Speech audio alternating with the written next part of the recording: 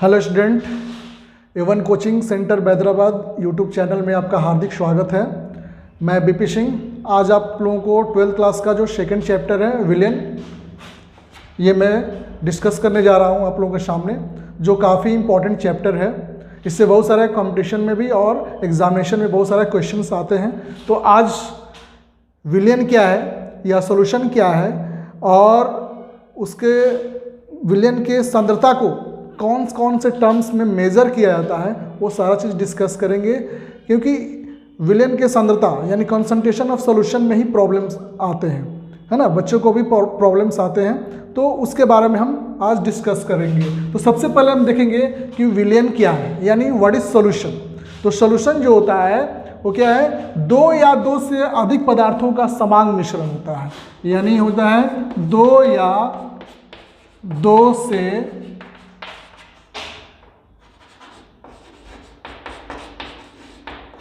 अधिक पदार्थों का समान मिश्रण होता है। समान मिश्रण को विलेन कहते हैं। विलेन कहते हैं। इसमें दो चीज आता है।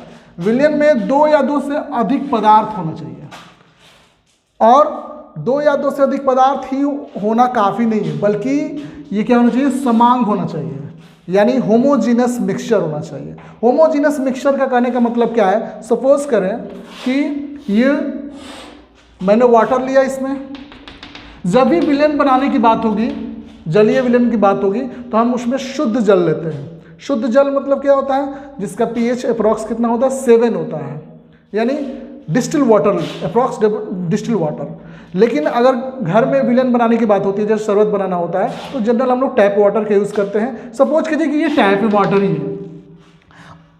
हम इसमें क्या करते हैं, शुगर डाल देते हैं। शुगर डाल दिया और अच्छी तरह से मिक्स कर लिया मैंने। अब क्या करेंगे हम, अब ये चेक कर रहे हैं कि विलेन ये है कि नहीं। तो विलेन होने के लिए क्या टर्म है, समान मिश्रण होना चाहिए, होमोजेनस मिक्सचर होना चाहिए। कहने का मतलब क्या है कि अगर इसमें शुगर डालते हैं और शुगर डालने के बाद उसे प्रॉपर मिक्स करते हैं, और मिक्स करने के बाद कैसे चेक करेंगे समान है कि नहीं, तो एक पाइप लेते हैं, यहाँ पाइप लेते हैं, और इस पाइप से क्या करते हैं, यहाँ से हम विलेन को टेस्ट करते हैं, फिर यहाँ से टेस्ट करते हैं, फिर यहाँ से टेस्ट करते हैं, यहाँ से टेस्ट करते हैं। अगर टेस्ट करने के दौरान ये पाया गया कि विलेन में जो मिठास है, जो स्वीटनेस है सॉल्यूशन का, वो सभी जगह एक समान है, यानी इसका मतलब क्या है कि शुगर के जो मॉलिक्यूल्स है वाटर में सभी जगह क्या है, उनका कॉन्सेंट्रेशन बराबर है, सांद्रता बराबर है। तो वैसे विलेन को, वैसे मिश्रण को क्या कहा जाता है, समांग मिश्रण कहा जाता है। समांग मतलब क्या होता है, composition of solute should be same, तो उसको ही क्या होते हैं हम लोग, समान मिश्रण कहेंगे। तो ये क्या हुआ, एक विलेन हुआ। किसका विलेन हुआ, तो वाटर और शुगर का विलेन हुआ। ठीक है, तो विलेन होने के लिए क्या क्या जरूरी है, दो या दो से अधिक पदार्थों का होना, और सबसे जरूरी क्या है, उनका समान होना, यानी विलेन का जो कॉम्पोजिशन है वो क्या होना चाहिए, हर जगह एक समान होना चाहिए, तब वो जाकर विलेन होगा। ऐसा नहीं कि यहाँ पर ज़्यादा कम मीठा है, यहाँ पर ज़्यादा मीठा है, तो क्या होगा, वो असमान मिश्रण हो जाएगा, और that will not be solution. तो इस तरह का ये होता है समान मिश्रण। तो हम लोग देखेंगे इसमें क्या, ये तो विलेन पता चल गया, विलेन क्या है। ठीक है, तो विलेन में हम देखते हैं कि दो या दो से अधिक पदार्थों का समान मिश्रण है। तो इसके जो अवयव है, कॉम्पोनेंट्स है, एक कॉम्पोनेंट देखते हैं कि कम मात्रा में है, और दूसरा कॉम्पोनेंट क्या है, ज़्यादा मात्रा में है। तो हम देखेंगे कि इसमें कि जो कम मात्रा में रहता है उसको बोलते हैं हम लोग विले या सॉल्यूट बोलते हैं, सॉल्यूट। विलेन का वह अवयव जो अपेक्षाकृत कम मात्रा में होता है उसे क्या बोलेंगे, विले या सॉल्यूट बोलेंगे। और दूसरा जो कंपोनेंट होता है वो क्या होता है, अपेक्षाकृत अधिक मात्रा में होता है, उसको बोलते हैं हम लोग विलायक, या इसको बोलते हैं हम लोग सॉल्वेंट बोलते हैं, सॉल्वेंट बोलेंगे इसमें। ठीक है, तो इसमें स्टूडेंट क्या होगा कि जो विलयन में कम मात्रा में रहेगा वो क्या कहलाएगा, सॉल्यूट, और जो अपेक्षाकृत अधिक मात्रा में होगा उसको क्या बोलेंगे हम लोग, सॉल्वेंट या विलायक बोलेंगे। जैसे मैंने बताया कि ये शुगर और वाटर का जो है विलयन है, इसमें क्या है, शुगर कम मात्रा में है तो उसको बोलते हैं हम लोग विलय या सॉल्यूट बोलेंगे, और वाटर क्या है अधिक मात्रा में है, इसलिए इसको क्या बोलेंगे हम लोग, विलायक बोलेंगे या सॉल्वेंट बोलेंगे। तो इसका मतलब क्या है कि अगर हम शॉर्ट में देखें तो क्या हो जाएगा, सॉल्यूशन इज इक्वल टू हो जाएगा सॉल्यूट प्लस सॉल्वेंट हो जाएगा, यानी सॉल्यूट प्लस सॉल्वेंट ये कंबाइंड होकर क्या बनाता है, सॉल्यूशन या विलयन का निर्माण करता है, इन जनरल देखा जाए तो, है ना। उसके बाद हम लोग देखेंगे कि ये तो विलयन का एक सिंपल कॉन्सेप्ट है, लेकिन इसमें दो टर्म है, मतलब कि सबसे इंपॉर्टेंट जो टर्म है समांग मिश्रण, विलयन होने के लिए समांग जो टर्म है उसको यूज करना जरूरी होता है। अब हम लोग देखेंगे इसमें कि विलयन की सांद्रता जो है, अगर हम लोग विलयन पढ़ रहे हैं तो सांद्रता के बारे में जानना जरूरी होता है। सांद्रता क्या होता है कि किसी विलयन में मौजूद कितने विलायक हैं, यानी किसी विलयन में मौजूद कितने ग्राम विलायक मौजूद, यानी concentration of the solution indicates the amount of solutes present in that solution।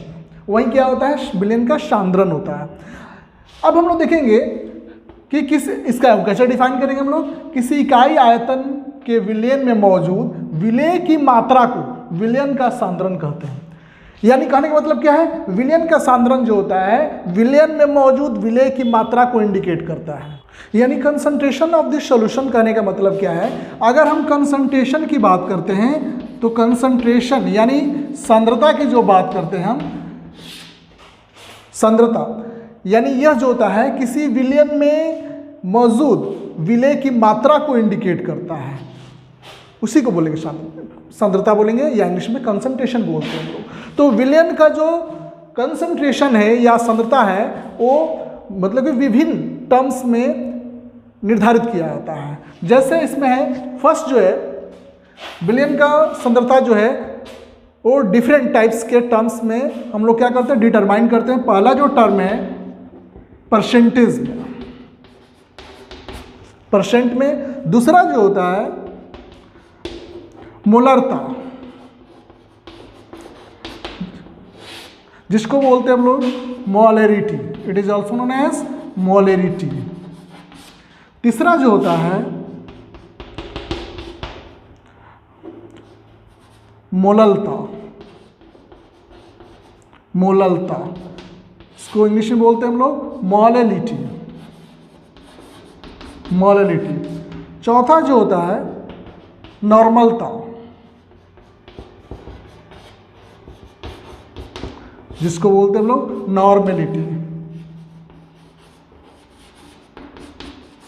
Normality. पांचवा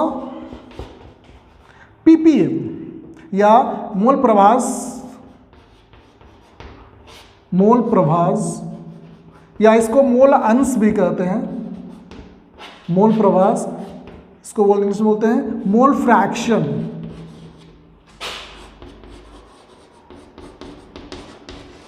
एंड छठा होता है पीपीएम,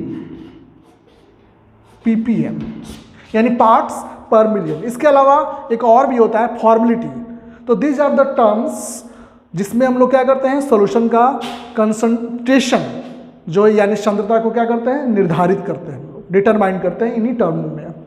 अब हम देखेंगे सबसे फर्स्ट जो है परसेंटेज में। तो चलिए स्टूडेंट हम एक एक करके देखेंगे। सबसे पहले है परसेंटेज, है ना, इन परसेंट। तो परसेंट में क्या होता है, परसेंट मतलब क्या होता है 100, हम लोग 100 में देखेंगे, यानी किसका 100, तो 100 पार्ट्स ऑफ द सॉल्यूशन देखेंगे हम लोग, है ना, उसमें कितने पार्ट्स जो है सॉल्यूट है। तो परसेंटेज में भी क्या है कि इसमें भी 3 प्रकार का होता है। पहला जो होगा first weight by weight, weight by weight होता है, यानी इसको बोलते हैं मास परसेंट, इसको बोलते हैं हम लोग मास परसेंट, मास परसेंट। दूसरा जो होता है वेट बाई या वॉल्यूम बाई वॉल्यूम, इसको बोलते हैं हम लोग वॉल्यूम परसेंट। एंड तीसरा जो होता है वेट बाई वॉल्यूम। तो अभी हम लोग ने क्या देखा कि जो परसेंट में हम लोग सांद्रता ज्ञात करेंगे वो भी 3 प्रकार का हो जाएगा। एक वेट बाई वेट, कहने का मतलब क्या है कि सॉल्यूट भी वेट में हो यानी ग्राम में हो, और विलियन भी क्या हो या सॉल्यूशन भी क्या हो वो ग्राम में हो, यानी दोनों का यूनिट क्या होना चाहिए, सेम होना चाहिए, दैट इज ग्राम होना चाहिए। दूसरा जो होगा सॉल्यूट भी क्या हो आयतन में ml में हो या लीटर में हो, और विलियन भी क्या हो ml या लीटर में हो, तो उसको बोलते हैं वॉल्यूम बाई वॉल्यूम। तीसरा क्या होता है सॉल्यूट जो होगा यानी विले जो होगा वो ग्राम में होगा, और जो विलियन होगा वो किस में होगा, वो ml में होगा या लीटर में होगा, तो उसको बोलते हैं वेट बाई वॉल्यूम बोलते हैं हम लोग। तो चलिए हम लोग देखेंगे एक एक करके देखेंगे क्या होता है। सबसे पहले देखेंगे वेट बाई वेट यानी मास परसेंट देखेंगे हम लोग। फर्स्ट देखेंगे हम लोग weight by wait. Weight by wait का कहने का मतलब क्या है कि विले भी क्या होगा ग्राम में होगा, और विलियन भी क्या होगा ग्राम में होगा, यानी दोनों ही ग्राम में होगा, तो उसको बोलते हैं वेट बाई वेट या मास परसेंट इसको बोलते हैं हम लोग। कैसे होगा, सपोज करें 10% NaCl 10% NaCl और ब्रैकेट में दे दे वेट बाई वेट, तो what is meaning of this. यहां पर हम देखेंगे कि वेट बाई वेट है, कहने का क्या मतलब है कि 10 ग्राम, यहां पर सॉल्यूट क्या है NaCl है, तो जाहिर सी बात है सॉल्वेंट क्या होगा वाटर होगा, तो इस 10% NaCl वेट बाई वेट का मतलब क्या हुआ 10 ग्राम NaCl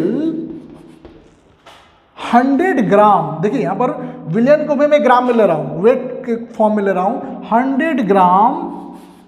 100 ग्राम सॉल्यूशन में मौजूद है, विलियन में मौजूद है या घुला हुआ है।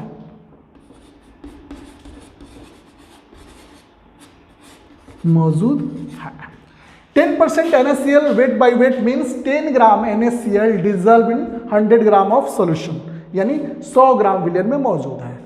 देखिए यहां पर क्या है, ये भी ग्राम में है सॉल्यूट यानी विले, और विलियन भी क्या है ग्राम में है, तो इसी को ये इंडिकेट करता है, इट इंडिकेट्स द विले यानी solute and this indicates the solution, और दोनों क्या है ग्राम में ही, तो इसलिए इसको बोलते हैं वेट बाई वेट बोलेंगे। तो क्या इसका फॉर्मूला हो जाएगा, तो वेट बाई वेट परसेंट बराबर कितना हो जाएगा, तो इसमें हो जाएगा विले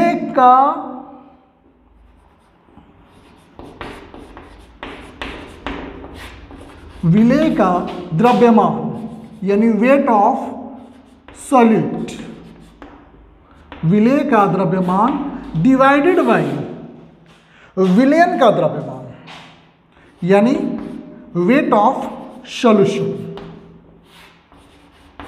विलियन का द्रव्यमान। चूंकि क्या है यहां पर दोनों ही परसेंट अति में वेट में हो गया, और यहां पर क्या है 100 मतलब परसेंटेज में, तो क्या लिखेंगे इंटू 100, तो ये फॉर्मूला आ गया वेट बाई वेट परसेंट का मतलब। इस एग्जाम्पल भी मैंने देकर समझाया है, तो उसको बोलते हैं weight by wait percent. Second जो होता है वॉल्यूम बाई वॉल्यूम, इसमें क्या होगा कि विले भी हम क्या करेंगे हम लोग, विले और विलायक दोनों ही लिक्विड फॉर्म में होना चाहिए, दोनों ही लिक्विड फॉर्म में होगा तो क्या होगा दोनों का ही आयतन होगा, तो वॉल्यूम बाई वॉल्यूम उसको बोलते हैं हम लोग। तो सेकंड जो होगा इसमें हम देखेंगे बी में,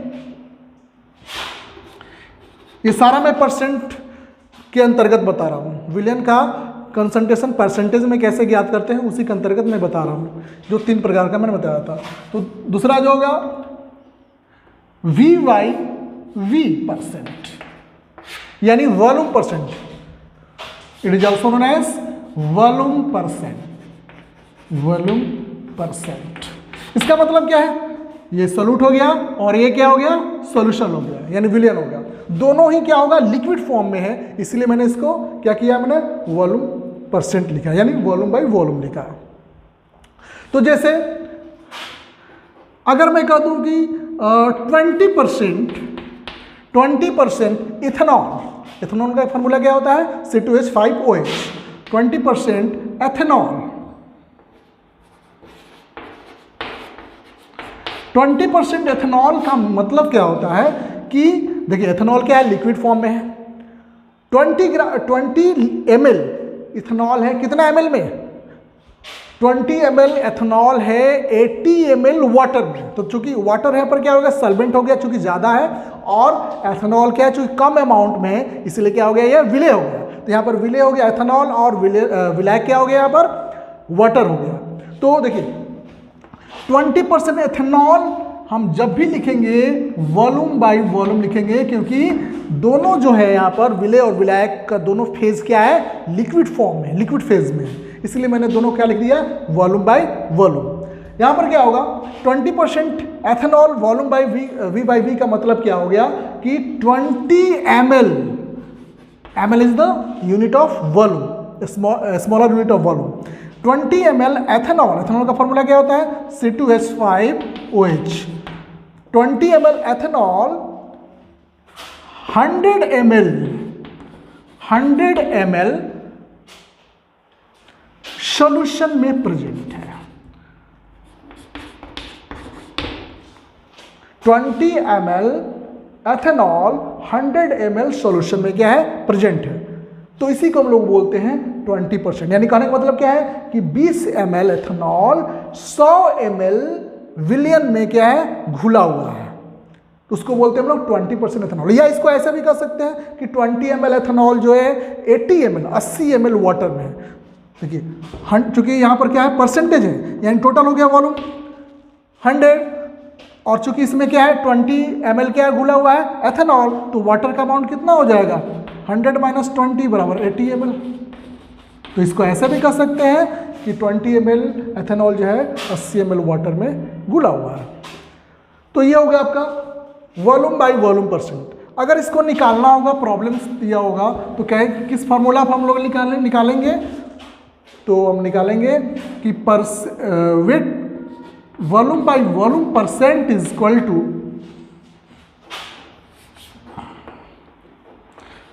विलय का आयतन, विलय का आयतन डिवाइडेड बाय विलयन का आयतन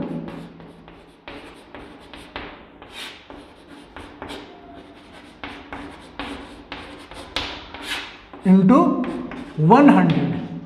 देखिए जो भी मैं लिखूंगा यहाँ पर परसेंटेज में, ऊपर मैं क्या लिखूंगा, विलय ही लिखूंगा, क्योंकि यहाँ पर क्या है, विलयन में कितना विलय मौजूद है, विलयन में कितना विलय या सॉल्यूट मौजूद है ना, वही क्या करता है, सांद्रण को इंडिकेट करता है। चूंकि सांद्रण को एक्सप्लेन कर रहा हूँ, इसलिए जब भी हम लिखेंगे यहाँ पर विलय ही लिखेंगे ऊपर, याद रखिएगा।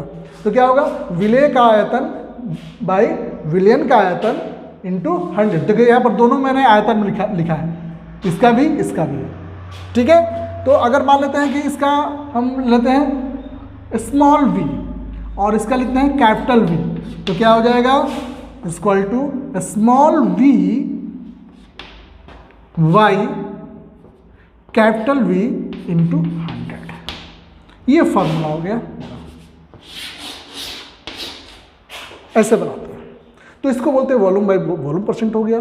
तीसरा देखेंगे हम लोग वेट बाय वॉल्यूम परसेंट, यानी कहने का मतलब क्या, सिंपल है, मैंने बताया क्या बताया कि ऊपर वाला क्या होता है, विलय, और नीचे क्या होता है, विलयन या सॉल्यूशन होता है। तो यहाँ पर क्या होगा, जो सॉल्यूट होगा यानी विलय जो होगा वो क्या होगा, ग्राम के फॉर्म में होगा, और यहाँ पर विलयन क्या लेंगे हम लोग, आयतन के रूप में लेंगे, या ml या लीटर के रूप में लेंगे हम लोग। तो यहाँ पर मैंने क्या हो जाएगा, वेट बाय वॉल्यूम परसेंट का मतलब हो गया विलय का द्रव्यमान और बटा विलयन का आयतन गुना 100। यानी देखिए यहाँ पर द्रव्यमान क्या हो गया ग्राम में, और ये विलयन और ये आयतन क्या हो गया इसमें वॉल्यूम में हो गया, मतलब कि ml में हो गया, तो इसलिए उसको लिखा मैंने वेट बाई वॉल्यूम हो गया ये।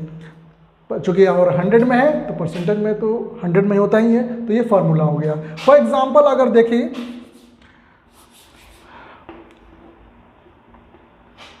10%, या आपकी बार हम लेते हैं 15%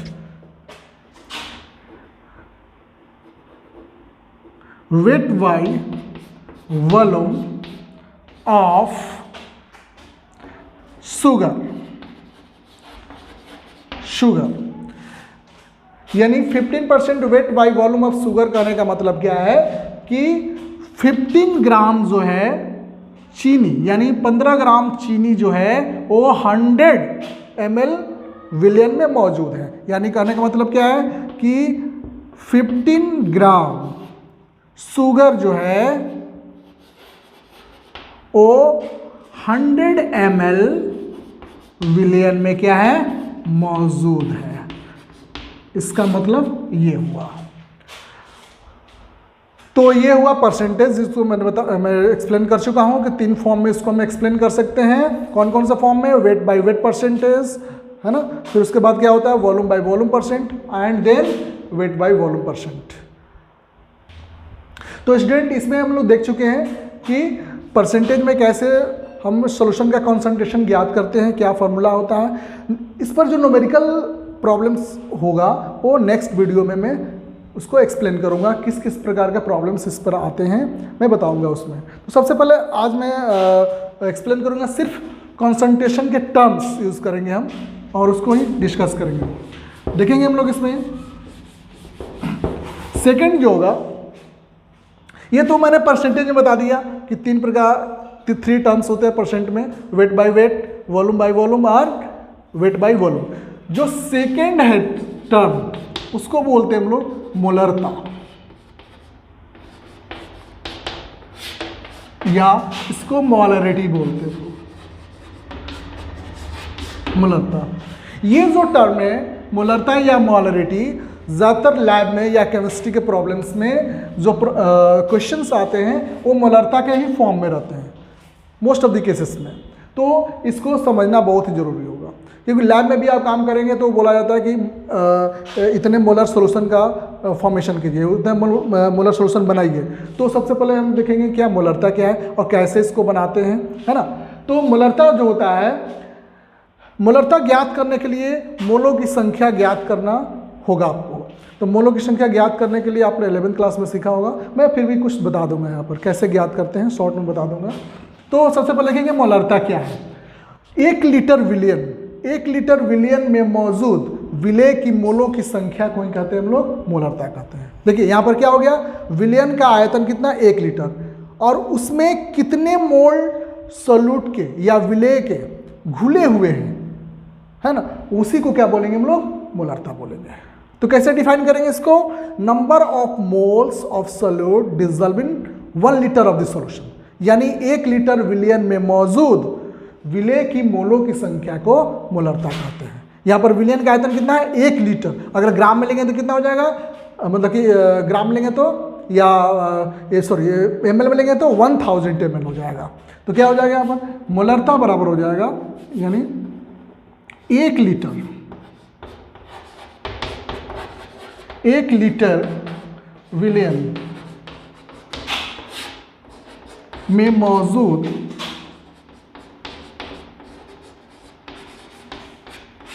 विलय की मोलों की संख्या, विलय की मोलों की संख्या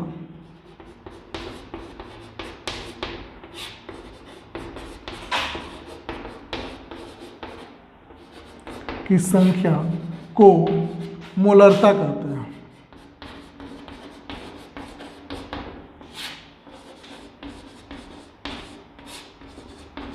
मोलरता कहते हैं। तो ये हो गया। देखिए यहाँ पर क्या है, विलयन का आयतन कितना है 1 लीटर, और उसमें कितना मोल है किसके, तो विलय के, यहाँ पर भी क्या होगा, विलय को ऊपर रखेंगे। जब भी फॉर्मूला लिखेंगे यहाँ पर कंसंट्रेशन के टर्म में, तो विलय को क्या रखेंगे, ऊपर रखते हैं हम लोग। तो यहाँ पर भी क्या है, विलय की मोलों की संख्या को क्या बोलते हैं हम लोग, मोलरता कहते हैं। और मोलरता को हम लोग कैपिटल एम से इंडिकेट करते हैं हम लोग, यानी कैपिटल एम। यानी यहाँ पर क्या हो जाएगा, कैपिटल एम यानी मोलरता बराबर हो जाएगा विलय की मोलों की संख्या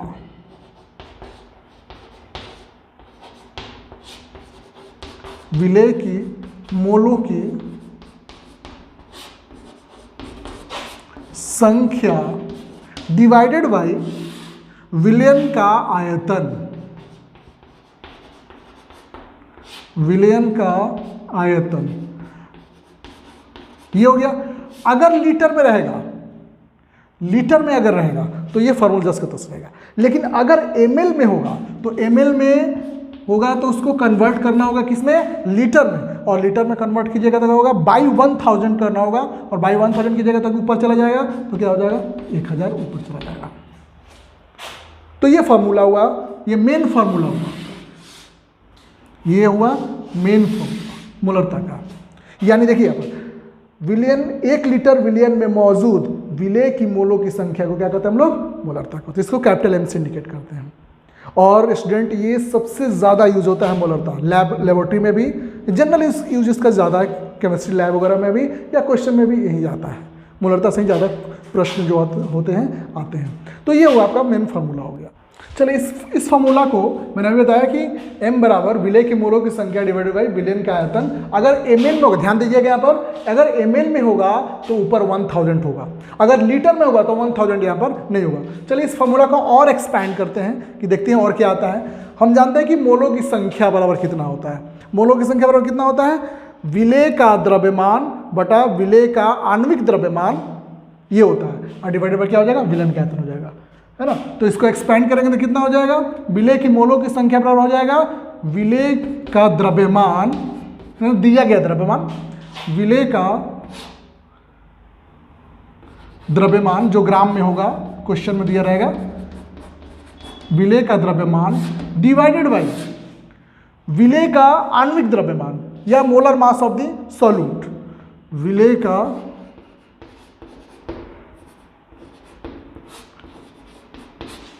आणविक द्रव्यमान।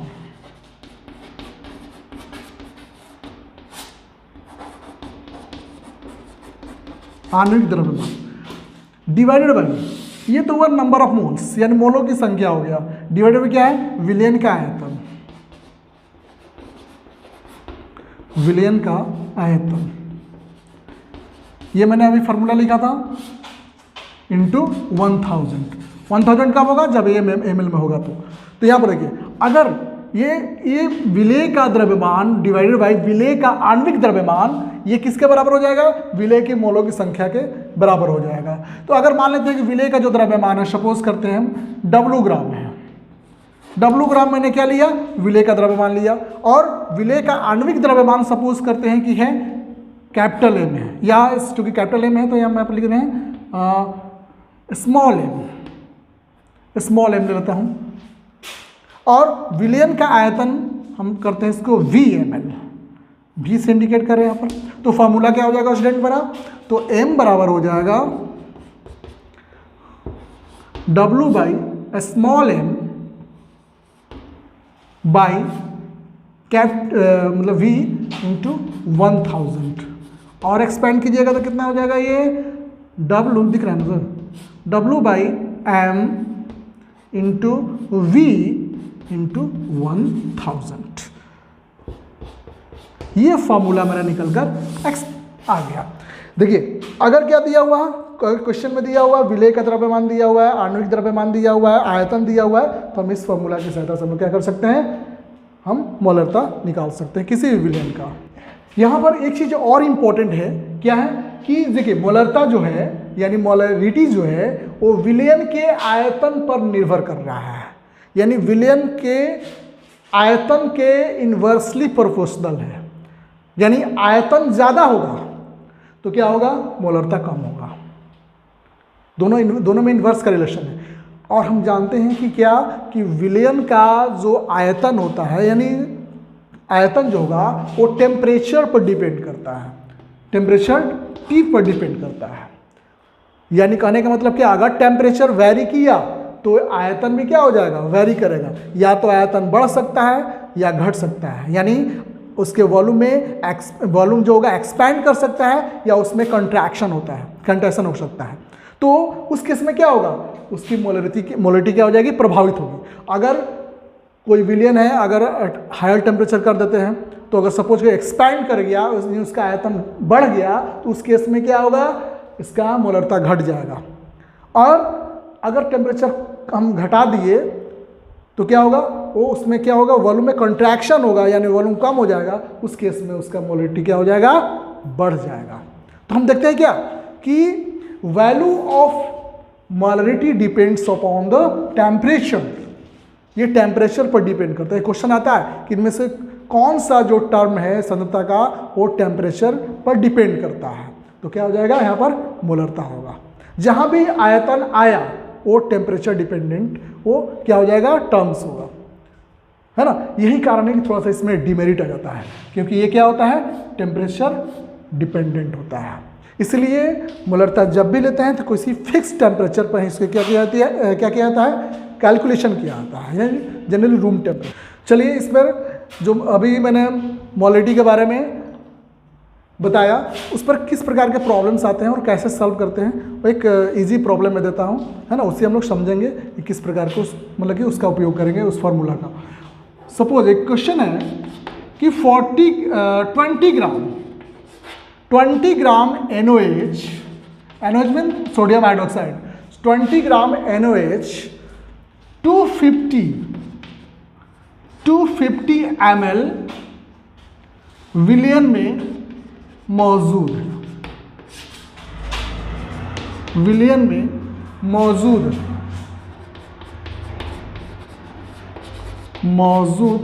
हो तो विलियन की मोलरता ज्ञात करें। विलियन की मोलरता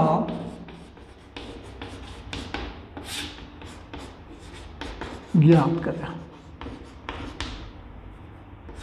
एक सिंपल क्वेश्चन है जो कंपटीशन में भी आ सकता है, या जनरल जो एग्जाम होता है बोर्ड का, उस तरह के क्वेश्चन ऑब्जेक्टिव क्वेश्चन में आता है। तो हम देखेंगे कि यहाँ पर सबसे पहले हम देखेंगे कि इसमें विलेय कौन सा है। विलेय क्या होगा, 20 ग्राम NOH हो गया यहाँ पर। तो सबसे पहले मैंने फार्मूला क्या बताया था कि M बराबर मोलों की संख्या, किसकी मोलों की संख्या, तो विलेय की मोलों की संख्या, विलेय की मोलों की संख्या डिवाइडेड बाय विलियन का आयतन, विलियन का आयतन पहले बता चुका हूं मैं, इंटू 1000। क्यों, क्योंकि ये ml में दिया हुआ है। तो सबसे पहले हम विलेय के मोलों की संख्या निकालेंगे यहाँ पर। तो विलेय के मोलों की संख्या मैंने क्या बताया था कि विलेय का दिया गया द्रव्यमान बटा उसका आणविक द्रव्यमान, यानी मॉलिक्यूलर मास। तो weight of solute divided by molecular mass of the solute. तो क्या हो जाएगा यहाँ पर, सॉल्यूट यहाँ पर क्या हो जाएगा, यानी विलेय क्या हो जाएगा, NOH। तो NOH का आणविक द्रव्यमान निकालेंगे, आणविक द्रव्यमान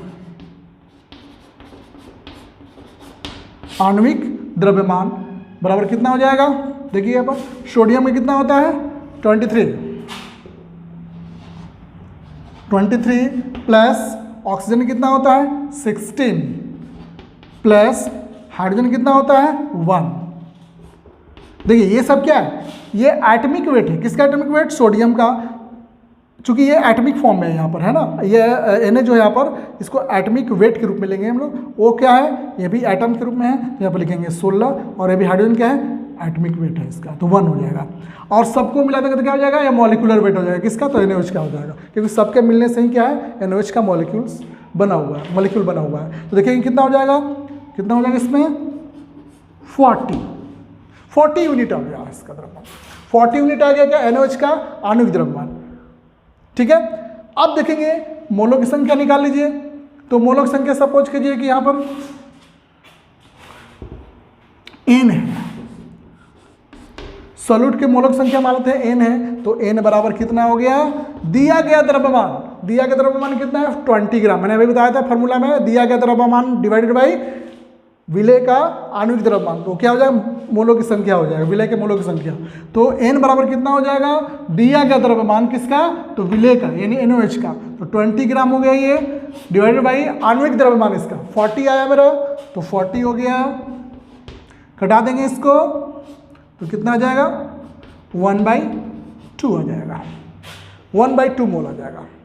n बराबर मेरा है 1/2, तो देयरफॉर हम लोग फॉर्मूला अप्लाई करेंगे, m इक्वल टू कितना था, विलेय की मोलों की संख्या डिवाइडेड बाई विलयन का आयतन इंटू 1000, तो विलेय के मोलों की संख्या कितना है मेरा 1/2 आया है, और क्या है विलयन का आयतन कितना दिया हुआ है 250 ml दिया हुआ है, 250 ml में, चूंकि ml में है इसलिए क्या करेंगे यहाँ पर 1000 से ऊपर गुना कर लेंगे, तो क्या हो जाएगा, ये कट जाएगा